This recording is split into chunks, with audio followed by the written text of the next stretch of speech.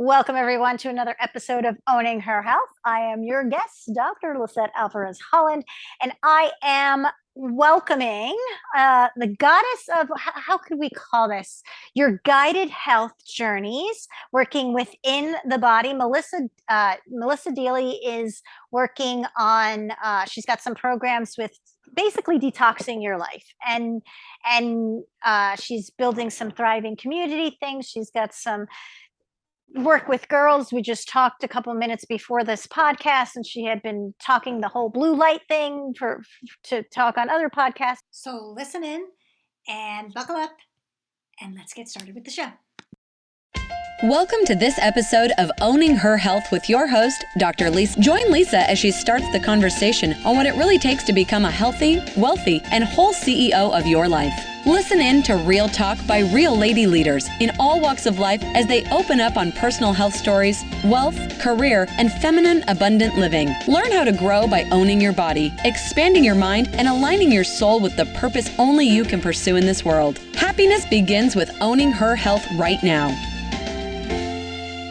And so we connected via a naturopath on LinkedIn. So that's everybody listening to this. Is why I tell you, get on, have conversations, because you never know. I probably wouldn't have met Melissa without a little call out and said, I'm looking for people who are talking like this. So it matters. And I always feel like, I personally feel like I get connected with the people I'm supposed to know. So I welcome you, Melissa. Thank you so much for being on Owning Her Health today.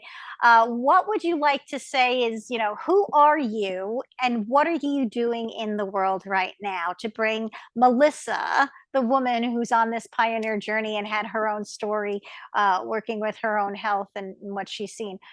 How are you bringing yourself to the world nowadays? Well, thank you so much for having me. I love all that you've just shared there. And I'm bringing myself to the world nowadays, calling myself a toxin slayer. Love that. And it's really resonating with people. It's kind of fun. It's intriguing.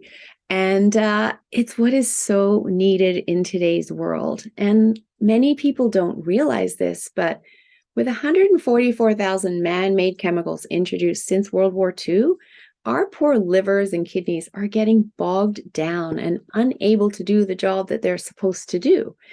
And not only that, we have nutrient depleted soil systems these days. And so they're also not getting the nutrients needed to help get those toxins out of our body. And as a result, our bodies are laden with toxins. They get stored in our fat closets because our liver is really smart. It doesn't want them to get into the bloodstream.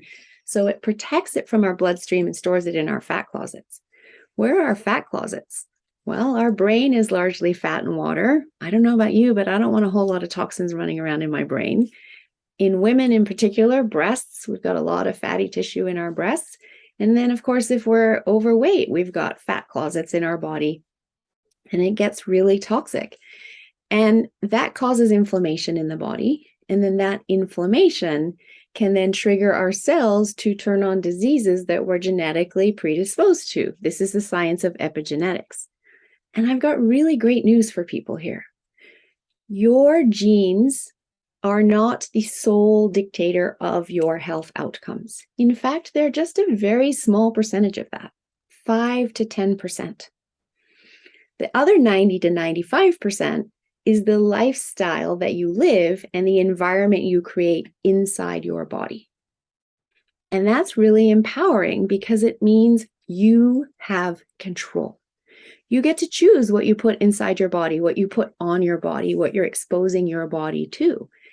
And in making better choices and understanding that you have that much control, you can choose to create a body that is inhospitable to disease. And that's what I teach people to do. I help them get those toxins out and show them how to create a body that's inhospitable to disease while still loving their life, eating great food, and, living fully. And that's just what's not taught today, unfortunately, through school or through our public health system. Yeah. And so you have to look elsewhere for it. And it was something that I didn't know 10 years ago when I was in the corporate world. But when I got ousted from the corporate world, I was guided into health and wellness through my daughter's health. They both had concussions at a very similar time, and I was helping them with their recovery. And that process taught me so much, and also taught me there was gaps in the market and people need more support in their healing journey. And it was something that I was very interested in. So I went back to school and I became a health coach. And as I'm at school learning to be a health coach, I'm going, why don't I know all of this about my own body? I'm in my 40s and I've never been taught this. And I realized, well, because I've been busy, getting other degrees and building my career and being a mom and being a wife. And so then I realized how many other people don't know this as well. And here's an opportunity to pay it forward and educate people that want to take control of their health, that want to optimize it, that want to live to the very end, and not spend 10 years in a nursing home, which is what the average North American is doing right now. And once you're in a nursing home, that's not quality of life. That's just waiting to die. And then just this week, I did some research at the cost per year of being in a nursing home. I'm scared. What is it? $100,000. 108 or 80? 8 right now. 108,000 in 2022. That's just basically room and board and meals, right? That's not any extra medical care, because that's your extra 6 figures of your education that you start out, right, as this young person now going to college. And then at the end of your life, you're going to pay another. And like in the middle, you're just going to make yourself miserable if you don't own your health. Exactly. And by 2030, which is only 8 years away, it's going to be at 140,000. So that's how much it's escalating in a short amount of time. And that's probably, we're probably not really bringing in all the ramifications from the long COVID syndrome. And that was just stuff we're kind of basing on what was going on before the pandemic. Totally. It was. Right. So we're going to have a lot more, these chronic types of, lack of tolerance that just cannot play the game the way we couldn't play it before, but we seem to be okay with, cancer rising every year and kids' cancers. I mean, I don't even remember it. I'm 50 years old. I don't remember all these kids having cancer in my town. I mean, they didn't hide them. They just didn't have it, Right. Exactly. We need to be asking why. Right. Why is all of this happening, right? And we have all this chronic illness out there in the world today, of which, some cancers fall into that chronic illness category, as do type 2 diabetes, heart disease, obesity, leaky gut, autoimmune diseases. Alzheimer's dementia is also a chronic illness, right? A lifestyle disease. And I truly believe we wouldn't have all of those lifestyle diseases if I could show the world how to help our body remove the toxins and stop storing them inside. Right. Because if you look at Ayurvedic medicine in India or Latin American cultures or Asian cultures and traditional Chinese medicine, they all still detox to this day. It makes sense. It's just, and it could be as simple as, I know working with pelvic health, it was, there's the question, are you constipated? And everybody said no. But then if you have to ask the next question, which no offices really do unless you're into pelvic health and you understand this, or functional medicine, and you just say, well, are you telling me that that you poop twice a day and it looks like a banana, if I were to squeeze out a banana and it's nice. Oh no. And like, well, then you're constipated. But then, their doctor doesn't say they're constipated. I see this all the time in pediatrics, which breaks my heart of, you're almost sitting there, they're telling you, get the calories on the kids, give them a bunch of dairy, and then the kid is also not pooping well. So put them on the Miralax. And it's so backwards. And I shudder to think what's going to be going on in the future, because between us giving these nutrition bars and the kid not really eating, and like the kids have it right. The kids are so picky and having issues eating now because they don't want to eat the chemical. But like, you know what I mean? Like they know it innately, like babies, know, especially if you've been breastfeeding or whatever, like all of this. So I really commend, you. There's just a couple of things, wonderful goddess things, that I hear in that story. It's like ousted from corporate. Like, this is the hero's journey, guys. This is like, like you think it's bad for you, but then you look back and you're like, oh my God, that was the best thing that ever happened to me. This is a typical thing that one of these evolutionary women will be feeling. So if this is happening to you right now, like, listen to Melissa's story. My story, even especially after the past couple of years. Like, this is just what happens when you're called. Sometimes you're not on the right track and you just get repositioned, and it's crazy.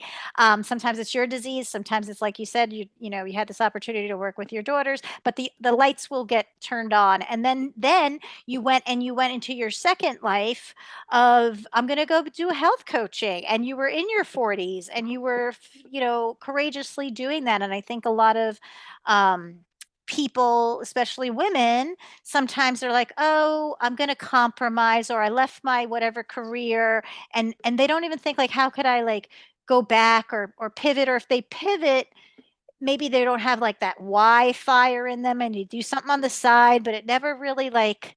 And I'm not saying you have to be a big boss lady. I'm just saying, like, something to, you went in and you did something for yourself, and it's sort of guiding you. And again, that's another typical thing that sort of, I feel, is like a grace that sometimes we miss, and we have to open our eyes to. And then the third thing was something that you brought up that I want to kind of dive into a little bit more is, you know, especially as women, we're so like, the weight loss, the weight loss, the weight loss. And we go on these things for like to get rid of all of our fat.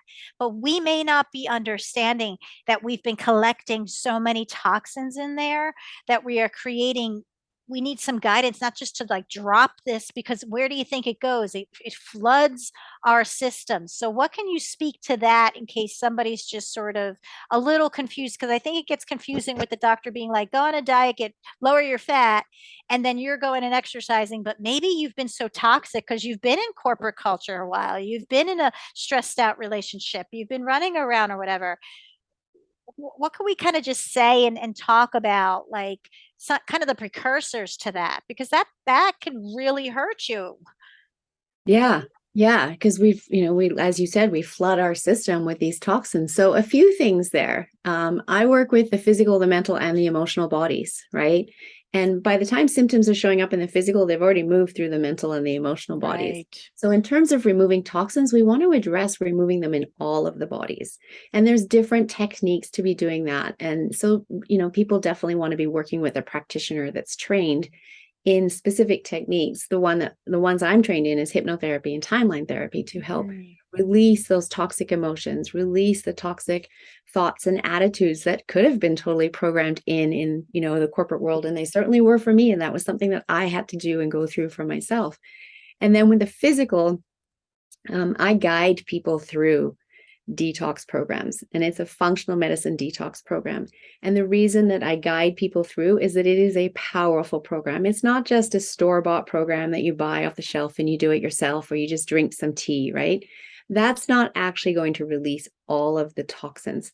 But when we do it through this program, it's done in a very safe way because you're guided through, and we're using supplements that actually help open up the pathways, support the liver and kidneys in converting those toxins to being water soluble, so the body can actually release them through our urine, our breath, our skin, and our bowels. And having those pathways open is absolutely critical. So using supplementation to do that, and a guided program, is truly the best way versus store-bought. Right. And Like holistic, like you said, like, it's exactly. gonna, you could use the breath, you could use the skin and sweat and things like that, but like, so Exactly. many people are doing it like just one way, the wrong way usually. Right. And And store bought, or whatever their friend yeah. did, And or then you whatever, don't feel right? well. Like, at first you just don't Exactly. feel well, and you might give up or do other things to supplement that and not understand it. So anybody kind of listening to this, it's a process. It's a process. And that's kind of why, in owning your health, it's not just what you're doing, it's who you're being. So I love, Melissa, that you kind of look at that, because I'm all about that. I have 5 realms of wellness, of five realms of being in my system that I always worked with Mhm. people. And I still use that even when I'm pivoting them to create their own brand and this and that. It's still the same thing in terms of like trimming the fat, like getting out the toxins. Yeah. Who do you be? It's all the same thing. Um, and tell me a little bit about, so all of this, and I know sometimes what we get challenged by, especially as mothers, it's like, oh my God, you almost feel like guilty you didn't know it sooner, or you couldn't have applied it, or like, why did you, like you said, like, why didn't I know this? Well, we know why, because allopathic medicine, as wonderful as it is when you're on death's door or you are horribly diseased, it really doesn't know what to do to not make you in that position. Or let me say it this way, it knows exactly what to do to help, but nobody's really trained to do that. So they're not going to work out of their, realm to do that. Um, how did you deal with that? Like what do you wish you had known 10 years ago? When you look back 10 years or so, or even 20 years, whenever before when you were there working and doing all the things you were taught to do, right? We did all Right. the things we were supposed to be doing, and we weren't doing it wrong. We were doing it right. But what do you wish you could say now to that woman, or any woman who's still sort of living in that illusion? Well, there's a few things, and this was one of the first ahas I had when I got into health coaching school, and that is that self-care is the most selfless act. Do you hear that? Selfless, not selfish. Exactly. So I made a little mantra around that, which is self-care is the most selfless act because it allows you to show up and give the world the best of you instead of what's left of you. Love Now, that. I wish I had known that when my children were little and when I was in that corporate world, because really what I was taught in that corporate world is that you need to work more, more, more. So you're paid 40 hours, but really we're going to expect that you do 50 to 60 hours every week. We're just going to pile that much work on you and you need to get it done. Right. And so that's high stress. And then I'm juggling being a wife, being a mom, trying to get it all done. Right. And so I was of the mindset too that I had to look after everybody else first. And then only if there was time could I look after me. Otherwise, I was being selfish. And there was never time.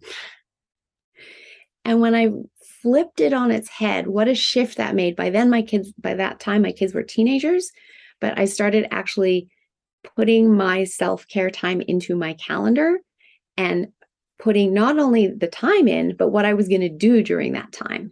Because if I didn't say what I was going to do during that time, yeah, it's super easy to be like, oh, look, I've got half an hour and just, I'll see what's happening in Facebook. And then the half an hour is gone, right? Yep. As Yep. opposed to I'm going to go do a yoga class or I'm going to go for a walk or I'm going to, right? And then I'm going to go do that. And what I really noticed after about probably 3-4 months of that, of every day having my time booked first, that when my kids were pushing my buttons, and teenagers will push our buttons, right? When they were pushing my buttons, I wasn't reacting the same way, with yelling or anger or just, outburst. Instead, I was coming from a place where I could get curious and just say, so why is that? Or what does that mean to you? Or, and just flip it back on them. And I realized, wow, I'm not reacting anymore. I'm responding. And I'm choosing who I want to be when I respond because I had the space to be able to do that for myself. So that That's was so important. one thing that I wish I'd known earlier. Another thing that I wish I'd known earlier was the impact of phones. And we did talk about this, phones on our sleep. Because if I'd known that earlier, I would have been able to not allow habits of my kids of having their phones in their room. By the time they're teenagers, they don't want to listen to mom anymore. But when they're younger and they're more receptive to your guidance and you can talk to them, et cetera, I could have maybe kept their phones out of their room. And that's so important because there is EMF radiation from this. And let's face it, we've got 5G happening everywhere. In fact, my phone's 3G. And I'm traveling to the US next week, and I tried to buy a phone plan so that I could use it in the US. And my phone plan is like, well, 3G doesn't work very many places in the US anymore because they're taking down all the towers. Yeah. right? It's hard now. I'm trying to, they want me, of course, to go up to the 5G. I'm like, I'm doing fine with the 4G. You know, I don't need to be, and I'm seeing issues with my phone. But I'm just trying to be patient. Yeah. Because we're one giant human experiment, and there is radiation, and this is impacting our health. And so just teaching kids that and keeping phones out of rooms or protecting them. Like my phone doesn't come in my room at night, but I have it protected with a case that blocks the EMF. I do have my iPad in my room. I have it on airplane mode. I have it in a case that blocks the EMF, but I have it there because I use it for meditating. Sometimes I will read on my iPad, etc. Right? But that's the only device. So just understanding that and being able to talk to my children about that when they were younger and more receptive. And now they're adults, right? So they do their own thing and they make their own decisions, and they're still at that young adult stage where mom doesn't really know anything. Yeah. And Well, that's the they thing, know right? everything. I mean, I have a 19 and 23-year-old, and I think that's one of the hardest parts of parenting, right?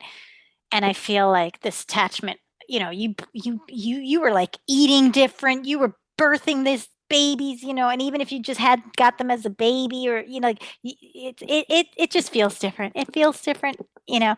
Um and that's the whole thing. Like from the moment they're cut from you, umbilical cord, it's all about letting go. It's Yeah. all about letting go, and it's Yeah. so hard, but it's such a personal evolution Yeah.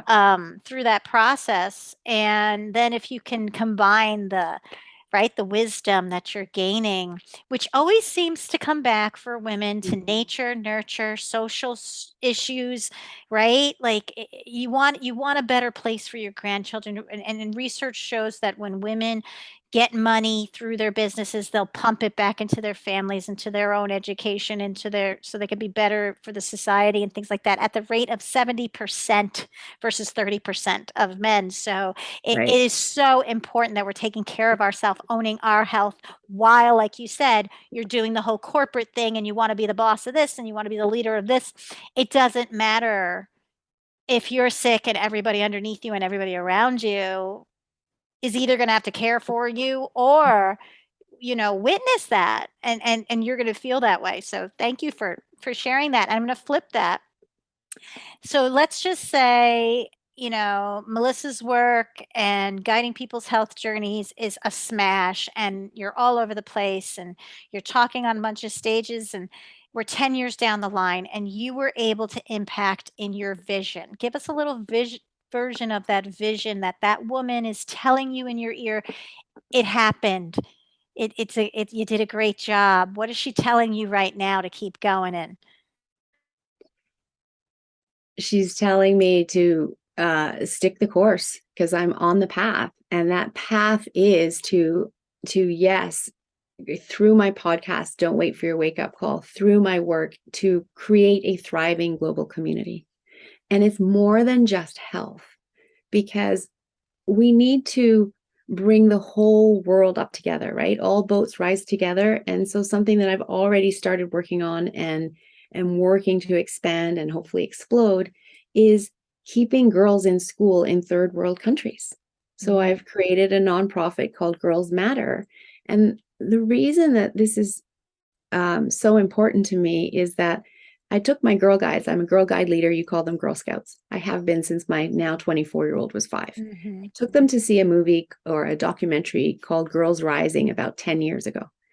And it was a documentary about girls in countries all around the world that are denied education simply because they are a girl. And their desperate desire and what they had to do to get an education.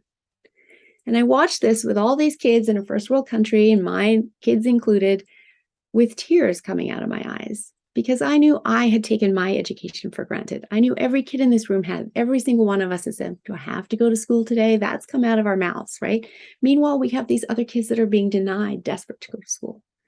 And it just felt so wrong. And then I learned a statistic that in India, if they educated just 1% more girls, they could grow the GDP by $5.5 billion. And to me, there lies the answer. It isn't easy, but it's simple. Educate the girls, change the GDP, bring these countries out of poverty.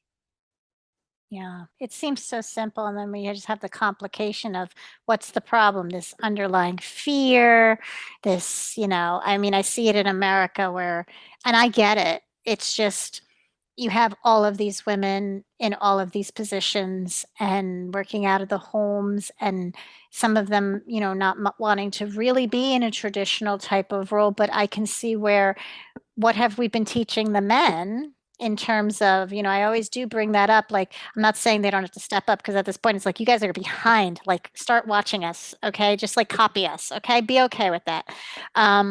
But on the other hand, there really is no, and I've tried even with my son who's 19, it's still, they want to be a man, and what is being a man, and I can see where that perpetuates, well, the easier thing to do, if I don't know how to be a man, let's just make sure a woman stays in her place of where she's been so it's easier for me. I get the whole thing, but it is like you said, it's kissing it, keep it simple and sane.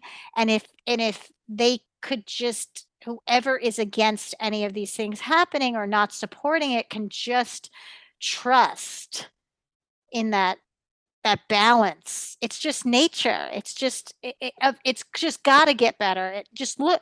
Everybody's come from a womb. Yep. Everybody, whether you ended up on a street after that or whatever, like, there's a connection there. Let's trust that has been made by nature and facilitate that wisdom and things. So I love, love, love that. So Melissa, as we close up, tell us a little bit, how can we find you? What's the best places for us to find you most directly? And I will put those on the show notes on the Lipson podcast main blog. Where can we find you? And then also, uh, what's like one takeaway you want to really make sure that my audience, leaves with from you? Sure. So, in terms of finding me, my website is yourguidedhealthjourney.com. You could simply email me at melissa@yourguidedhealthjourney.com, or there is a contact form right on my website.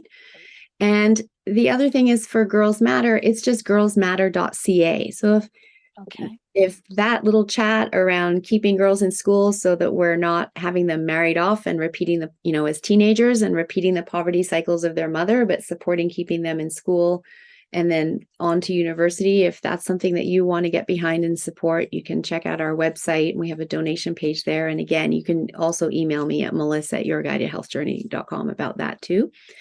And then as to the takeaway, I just really want to invite everyone to just have a little mindset shift around the importance of your health and think of it as your greatest asset. And let's just talk about your other two greatest assets very quickly, your car and your house. You fill your car up with gas and you put the right kind of gas in your car to make it run. You don't take a bottle of Coke and put that in your car and expect it to run. The service light comes on and you take your car in and you get it serviced and you pay for the service so that your car runs. Your house, you vacuum it, you take out the garbage, you clean it, you fix things that are broken, you renovate it when needed. What if you started treating your body the same way?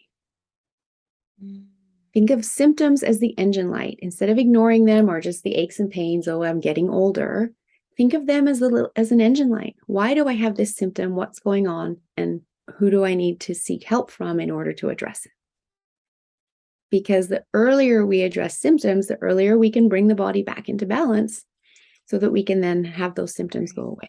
And it is, guys, you guys treat and upgrade your iPhones so much more than this is the greatest. I had heard it first from Sadhguru. I don't know if anybody's familiar with that mystic that does a lot of public service stuff and things like that around the world. But he just said, he's like, this is the best technology. You keep standing on lines for days for the new upgrade, right?